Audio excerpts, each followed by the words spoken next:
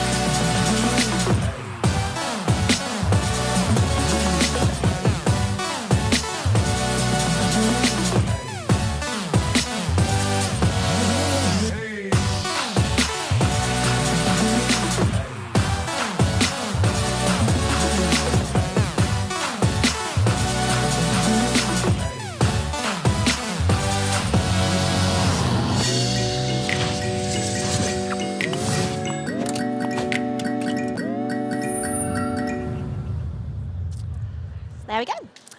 Oh, thank you. So I'm a freelance 2D and 3D motion designer. I'm a dirty generalist, and I love my fingers in all the pies, as gross as that sounds. I want to do all of the things, and the majority of my experience is in film and TV advertising. But since going freelance, I've branched out into a lot of other industries, including brands, music, live events, and medicine. Today, I'm going to be showing you a few of my projects where I've faked a technique or not done something in a way that you'd expect to get the result that I'm after. I'm hoping that what we'll go through today might help you in any of your future projects. So the first project I'm going to show you is a personal project I made during lockdown. I read an article claiming that a few companies were the biggest plastic polluters worldwide and had been for a number of years. I thought of what a sea of plastic waste would look like, and I imagined this huge wave coming and crashing down instead of water. I wanted to make this animation to draw attention to these companies and how bad single-use plastics are. So this is the animation that I made.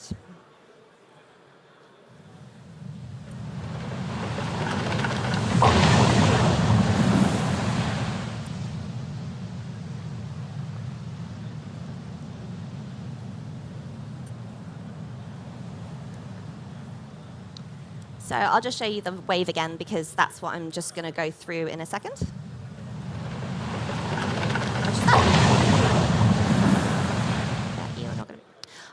So because I'm working on a laptop today, I've cached dynamics just so that you don't have to watch all of the bottles kind of calculating. But this is kind of what I've got here. And the idea is that you've got this makeshift sea, which is a plane. And if I just hide that and come out of my camera, you can see here that what I've got here is just a cube. Let me hide those. It's a cube with a lot of subdivisions, and I've also got a taper to at the peak of the wave. You've got kind of like it gets smaller, so I kind of added that there, and then I've got a bend deformer, which is here. Now, the bend deformer is not a child of the wave, because what I wanted was the wave to come up and into the bend deformer so that it starts curling towards the camera, so it's not bent to begin with. Now, this cube is a collider. So you've got all of these bottles that, as I said, I've cached them. So these bottles are following the cube and making that wave look. So if I hide the geometry, I don't know why it's looking like that, because it should be cached differently. But yeah, so when you watch it, it's kind of got that look, but you've got all of the interactions of the bottles as they come up and curl around. Now, the curl of the wave was something that I really, really wanted, and obviously this is a low poly version just to show you guys sort of the basics of how I made this wave. But one of the challenges for me was that I really wanted. The idea was that the wave was going to come around and then almost like it was interacting with the camera. Once the wave came crashing over, it would push the camera under the water. And before that happened, I really wanted that lovely kind of curl that you see underneath the wave. Like I'm sure a lot of you have seen those photos of surfers and things like that. And I also wanted the bottles to start breaking at the ends of the wave. And it might seem simple to a lot of other people, but for me, I struggled a lot with how to make that kind of the look of the bottles falling. And in the end, I actually came up with a really, really seemed obvious once I'd done it, but it was frustrating for a while. So basically, as I said, I've got this cached, but so you can see the wave here. You've got all of these polygons here. Now you need those polygons whenever you're doing dynamics because you don't want things jumping out of the geometry. So the more geometry you have, the more calculations it can make between the objects it's trying to contain and then the object that it's pushing against. So what I did in order to get that break of the bottles coming out at the top, like I said, very simple. If I go into polygon mode up here, and all I needed to do was get rid of these polygons at the top here. So if I press UL for loop selection and click here, and then press UF for fill selection, I can select the top here and then just delete it.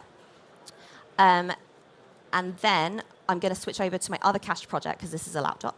And let me see if I can come out there. Okay, so as you can see, it's exactly the same thing, except you'll see that the wave comes over, and now they fall out, which is kind of what I wanted. But I still, one of the things about a wave is that when it forms, it's pulling energy from all different sides. And something that I was really, really keen on is having I called it the underpool. I assume it's like undercurrent or something, but it's basically, you've got the wave coming from the left-hand side, so that I didn't have to worry about what it looked like on the left-hand side because the wave comes into the shot. But you've got all of these bottles with if I show you, with my makeshift C. So you've got all these bottles that are floating in front of the camera. And I wanted to show those bottles kind of being dragged into the wave. So I really, ideally, I wanted to do it with dynamics, but it just took me so long to try and work out how it was going to work because this wave was so full of bottles. If I'd used dynamics, every time I tried, the bottles would like just bounce and like just go crazy elsewhere. So what I ended up doing was a very simple, dirty kind of trick. So I'm just going to hide the wave for a second, and I'm going to hide the sea. So let's take my camera out. So what I've got here is a plane, and this is basically how I did it for my project as well. So I just got a plane that is animating from right to left, and then I've also, as you can see, I've got another bend deformer. It's not a child, so that the plane bends into the bend deformer. And then if I go back into the camera, you can see that it also creates that lovely curl as well, which I'm looking for, so it kind of emphasizes that look. And then we've got this very low poly bottle here, and all I'm going to do is I'm going to hold Alt and add it to a cloner, and then instead of it being in grid mode, I'm going to change it to object, and then I'm going to take the plane that goes into the bend deformer and use that as the object that I'm cloning onto. Let me come out so you can actually see what I'm doing. The bottles are facing the wrong way. I want them to mostly look like they're going into the wave. So if I just go into the transform, I think it's this one. Yeah, there it is. And I'm not going to bore you with trying to, like separate them and make sure that they're all not intersecting. But I am going to increase the size, the amount, so that you can see. So if I hide the plane, bring back the sea, and bring back the wave with the cache dynamics, like this. Hopefully what you can see is kind of what I was going for. So you can see that at this point, you don't have to worry because, well, I didn't have to worry because the camera went under the water, so I didn't have to worry about what was happening with the dynamics at that point. And I think the main worry for me was if I had dynamics and then this kind of fake sort of look of these bottles being pulled in, that you'd see that gap between the two. But I think there's enough going on, and because these are just low poly bottles, but the bottles that I had looked, they were modeled like regular bottles, so you can't really see all those interactions. So it's just what you can get away with, what your eye can sort of like detect and not detect is always something important to keep in mind when you're doing your projects, because you can make it look perfect and you can make it look correct in like sort of like the real world or whatever. But if you can get away with something that's quick and dirty, then why not, basically? So so that's my wave. Let me jump into another project. Where's my thing? Okay, so this here is another project, another personal project that I made. Please don't play. Okay, we're good. So I'm sure most of you have heard of a TV show called Squid Game. And some of you might have heard of an animation called Dumb Ways to Die, which was made for an Australian train company. But basically, I did a combination of the two. And I'm not going to play you the whole video, but I will just play you a section of it. So here it is. Apologies in advance for my terrible singing.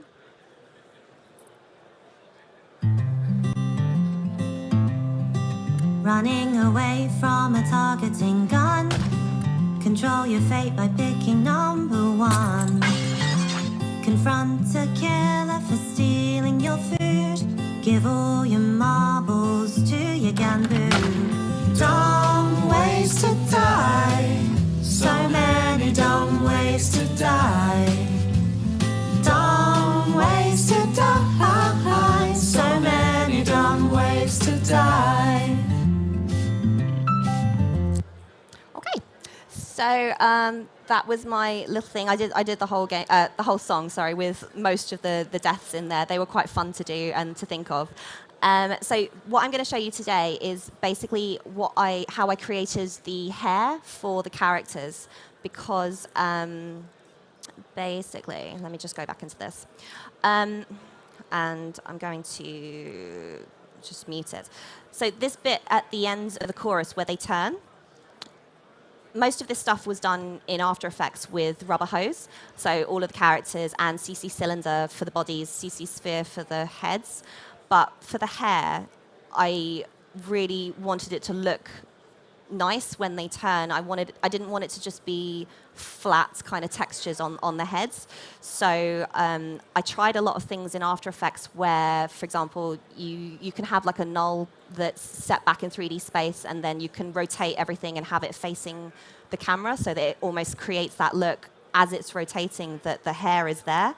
But I just, after a few hours, I was just kind of like, I need to just do it in cinema. Like, as much as everything else is done in After Effects, it's way quicker and way easier to do it in cinema.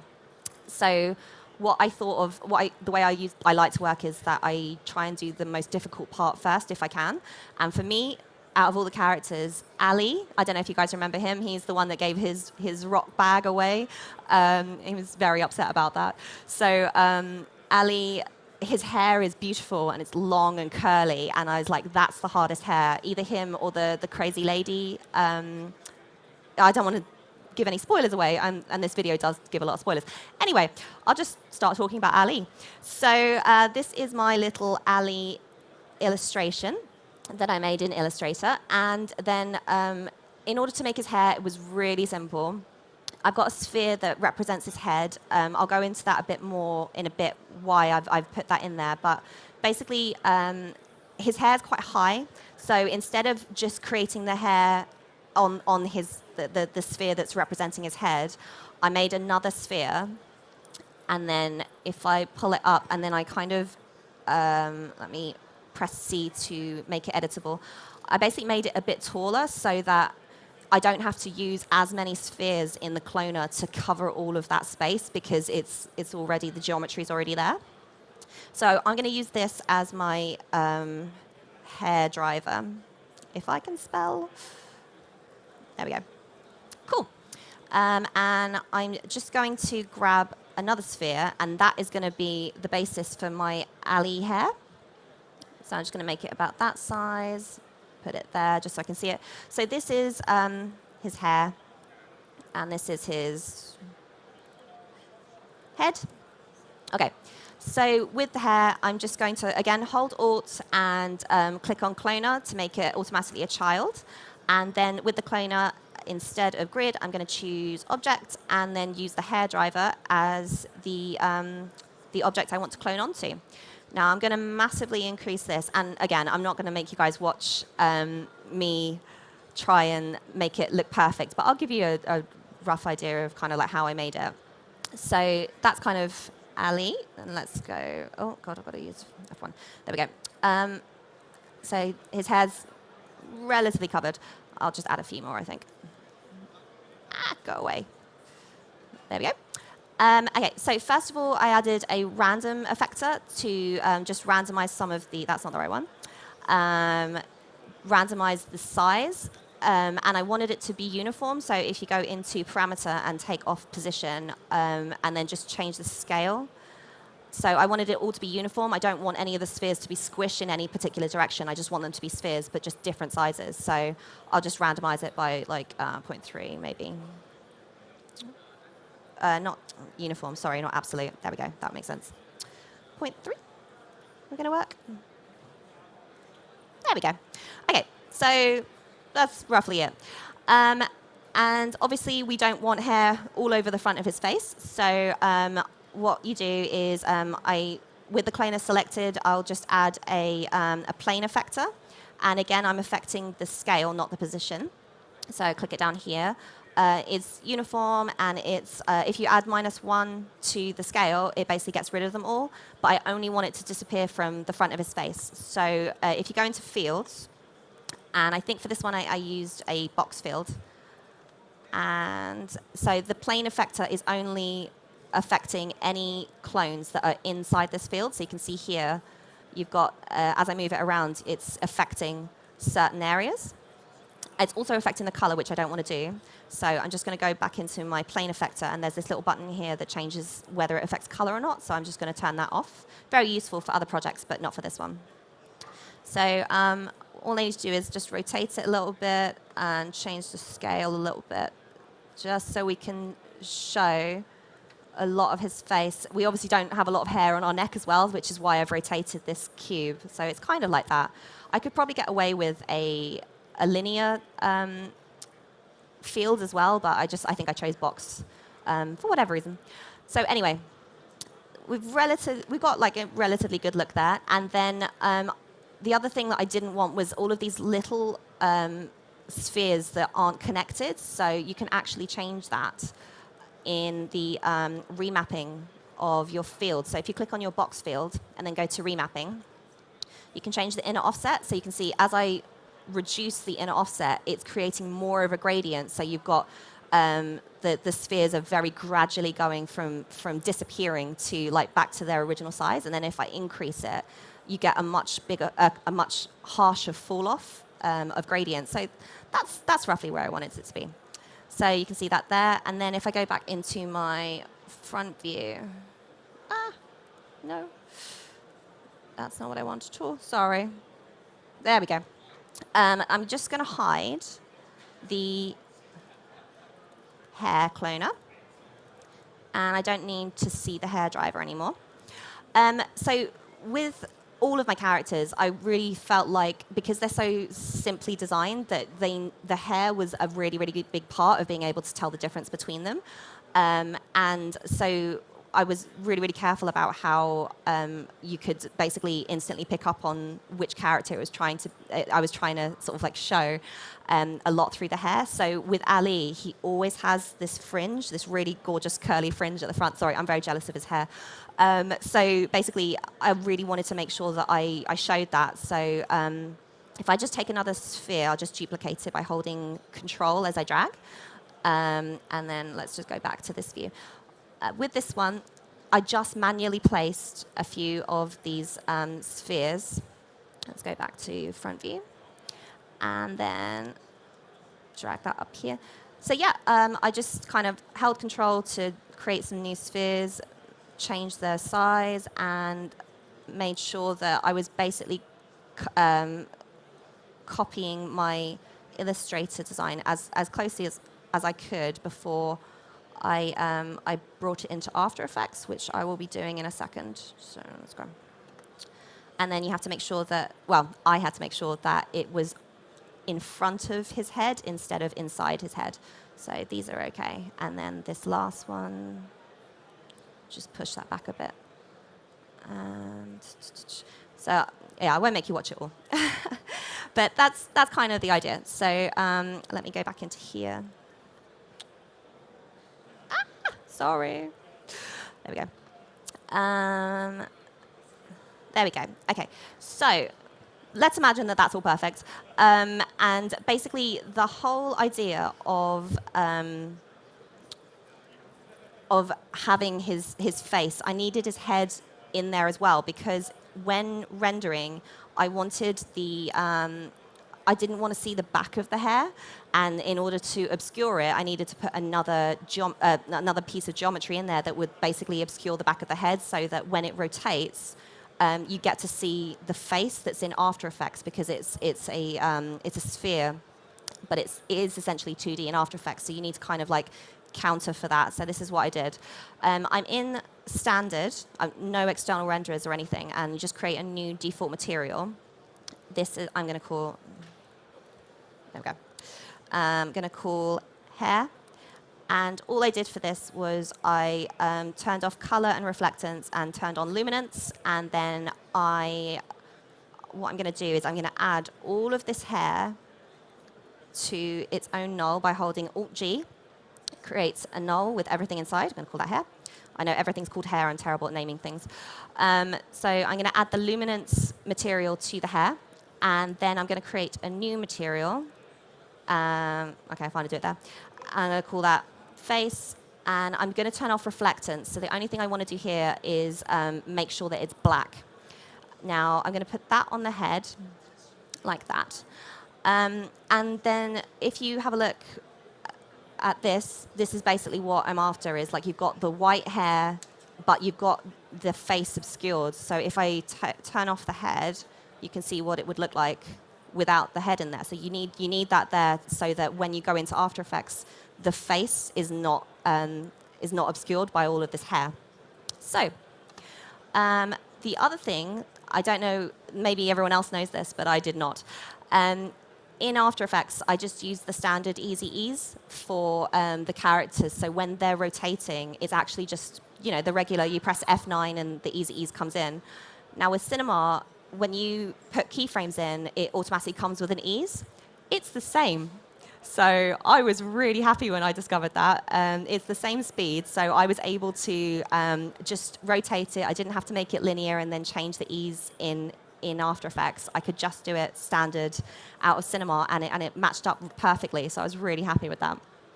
So what I did, so when it comes to rotations, particularly when you're matching something from Cinema or rotations in general, you have to think about where the axis is. And for example, if I selected my hair and my head, and then I grouped it together into a null, which is essentially what I want to do, the axes would choose somewhere halfway between all of the objects that are selected. But that's not what I want, because the head is the central point. That's where I want the rotation to be. So what I tend to do is, if I know where I want the axes to be, taken from a particular object, instead I will hold Alt. Oh no, is it Alt? Shift, I think.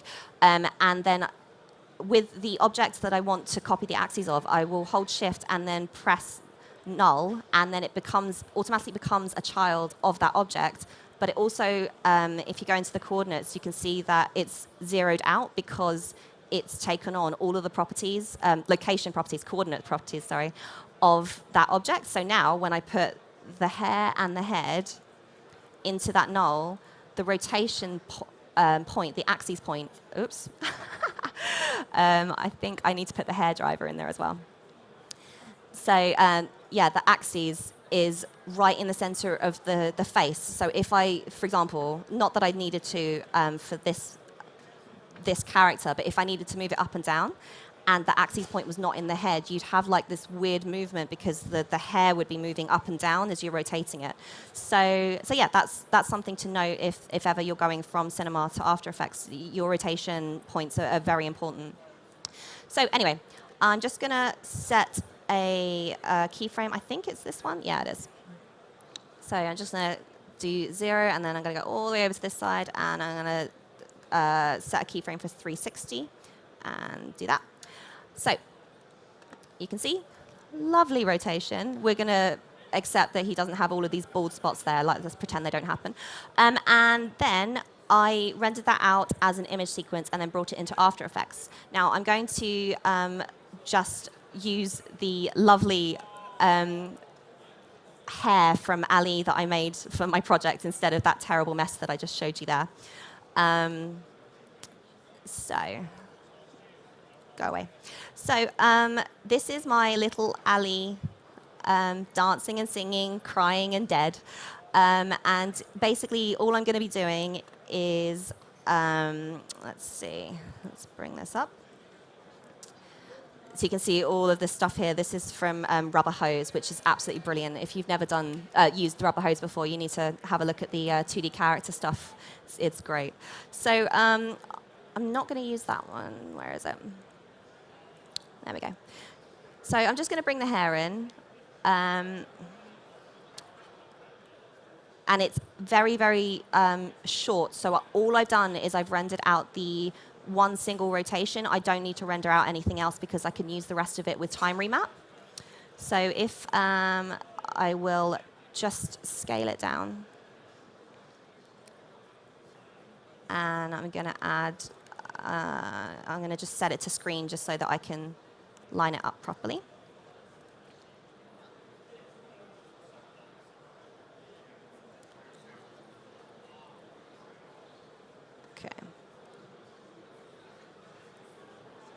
Okay, let's say that's about right.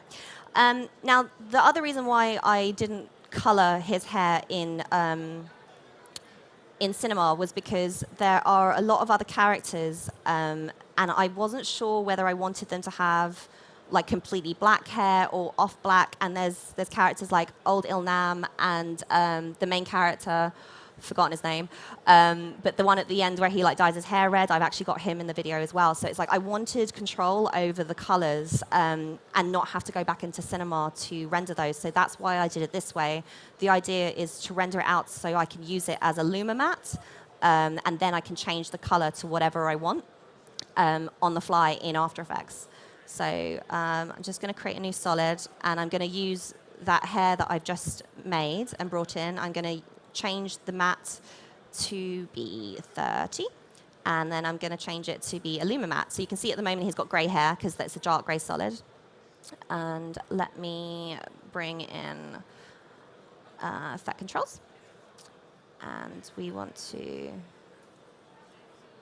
add a fill. Everything's too big. Okay, there we go. So yeah, now he's got red hair, but actually he's got black hair. So that's what I kind of did. Now, with most of the dancing, it's kind of like he's just rotating left and right, and with the head is following the body. So all I needed to do was parent the hair, and I'm going to parent the solid as well, to his face, because his face is already parented correctly to the rest of his body. So I'm also, just so you can see, I'm going to add a time remapping to it. And I'm just going to drag that out here, drag that out there. So for his dancing, you can see that the hair out of cinema, because it's not animating, it's just the frozen first frame. So yeah, he's just dancing along and the hair's following him really, really well. Now, what I needed to do was find out where the rotation was. So I've got my little keyframe set up here so that you don't have to watch me do it. But what I wanted to do was find the rotation and move the keyframes accordingly to that, which is there, like that. And then when you watch it, hopefully he'll rotate, yeah, So the hair is rotating with him. And because the easy ease is the same in cinema as After Effects, the standard easy ease, it just works really seamlessly. So I was really, really lucky with that. I didn't have to worry about graphs or anything. So yeah, that's kind of like Ali's hair. And I did basically the same thing with a different character later on in the video. Instead of him rotating, he's coming down a slide because he gets shot in the head from breaking some cookies. Yeah, it's exactly the same principle, but instead of left and right, he's rotating that way. I don't know what that is, up and down. So yeah, that's kind of like how I made all of those characters. And if you want to watch the video, it's on YouTube or my website.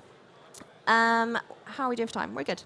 Okay, so another project I wanted to show you was, this is a very recent project, so I can't actually show you the animation, but I can show you, excuse me, I can show you how I made something for the project, which I found like, basically, I watched a video by Rocket Lasso, Chris Schmidt, and he was talking about how to make a liquid surface dynamic, so that when you're moving the glass or the container around, the liquid is reacting dynamically. I had a project where I had two characters, and they were walking really fast to the table, and they picked up their glasses, and then they cheers, and I needed the liquid to look like it was reacting as if you would expect liquid to react. The issue I had was I tried X particles. Everything was moving too fast that the particles just kept escaping out of the containers.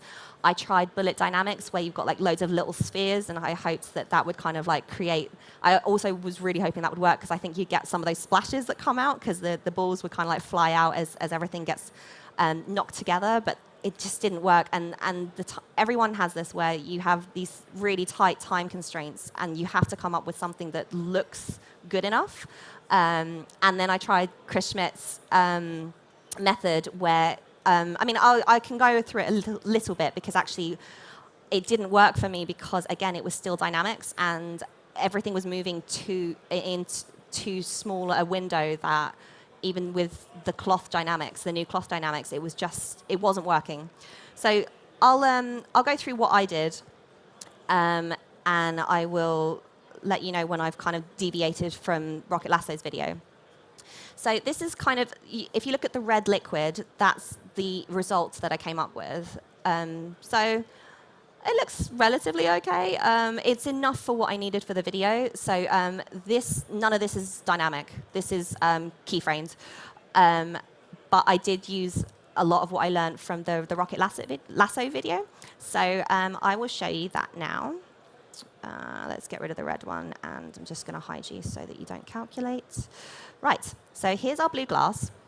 We have got the glass and... Right, so I've got... let's turn that off. Okay, so where's my camera? There it is. Okay. There we go. Okay, so we've got a glass, and what I did was I took the inside of the glass, and then I put a top. I separated the inside of the glass geometry, and then I put a top on it to create the liquid inside. So that's the maximum that I would want the liquid to be at. I don't want it to go any higher, because I don't want it to spill out of the glass. And this is fake dynamics as well, so we can't do that. I'm sure someone else could. But yeah, what I did was, if you bring in I brought in a cube, and I also, this is what I learned from the Rocket Lasso video. Basically, there's these geometry nodes, which I've only just started using, but they're really, really powerful, and they're part of like the capsules, I think, that come with your Maxon subscription, and they like update it every month or something. But I needed to subdivide only one side, because I don't want to create extra subdivisions where I don't need them, because then it takes a lot longer to calculate certain things. So if you ever need, I don't know how to use the, there's a lot of coding that goes into a lot of this, and like you can select certain surfaces using numbers, but I just knew I needed this bottom one. So if you have the polygon selected, and then you add the subdivision node, So obviously I've added it here. Is it going to show? NB. There we go. So you can see that on this side, we've got 4 polygons, but because that with this subdivide on and off, it's only applying it to that selected surface, which is really, really useful for calculations because it's only creating extra information on that surface, which is where I need it. So I will go into the displacer in a minute. So basically all I did was I used a volume builder, and I'd taken the blue filled container that you saw, and then let me see, and then I've with that box I've selected the box to subtract. So what's happening is you've got the container, and then it's removing anything that is the box, which is the big blue box there. So you can see that it's being cut off where that box starts. Now, what I did was, I'm going to just keep volume builder off for a second, and I'm going to remove the lines so you don't have to see them. I went through the animation, and I found the peak points at which I thought the liquid would rotate a certain way. So if I just kind of like scroll through, you can see that I keyframed let's come out a bit more.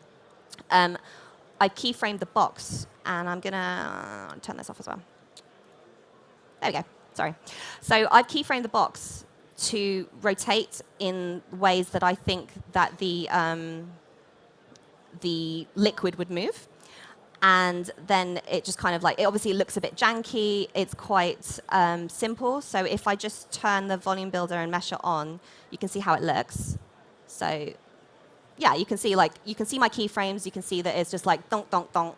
And what I did to make that feel more natural is I added a track modifier. So when you add a track modifier and set it to spring, it's kind of like After Effects inertia. So instead of it just hitting those keyframes, it's actually jumping and sort of like settling into that, kind of like how Liquid does. So you can see it there.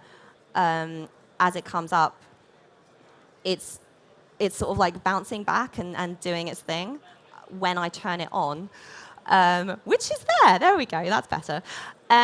So yeah, it's already looking like, oh, it's quite extreme actually. I might just drop down the strength of it a little bit. Yeah, so that's kind of like the basics of what I did. But also when Liquid kind of like gets disturbed, you get all those lovely ripples and things, which I obviously wouldn't be able to make without it being dynamic. So again, manually, what I did was I added a displacer. So what I've done is I've keyframed a displacer to be 0 height at the start, and then as it gets into that kind of like movement, I've increased the height, and then I've keyframed it back down again as it settles back down into place, and it creates like, sort of, it's not perfect, but it was a dirty way of achieving something that yeah, like that's kind of like how I did it. So that's how I made sort of fake Liquid, I guess. And I don't think I have time to show you my other project, unfortunately. So let me just go down to here. If you want to learn anything at all about cinema, these are the people that I recommend. They're absolutely incredible. They know way more than I do. And I've obviously mentioned Rocket Lasso a lot. That's the last project that I was talking about. And if you want to know any more about me, you can find me at Ploy Motion pretty much anywhere. But yeah, that's my project and presentation. So give me a shout if you have any questions.